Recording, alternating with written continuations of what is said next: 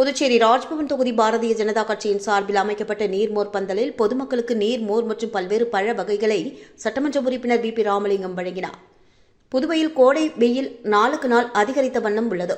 இந்நிலையில் அதிலிருந்து தங்களை பாதுகாத்துக் கொள்ள பொதுமக்களுக்கு புதுச்சேரி ராஜ்பவன் தொகுதியில் பாரதிய ஜனதா கட்சி சார்பில் பட்டேல் சாலை செஞ்சி சாலை சந்திப்பில் ஒவ்வொரு ஆண்டும் இலவச நீர்மோர் பந்தல் அமைத்து வழங்கப்படுவது வழக்கம்.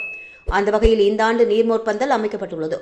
இதனை சட்டமன்ற உறுப்பினர் வி. பி. ராமலிங்கம் தலைமை தாங்கி பொதுமக்களுக்கு இலவச நீர்மோர் மற்றும் வெள்ளரிக்காய், தர்பூசணி, கிரினி பழம் உட்பட பழ வகைகளை வழங்கி துவக்கி வைத்தார்.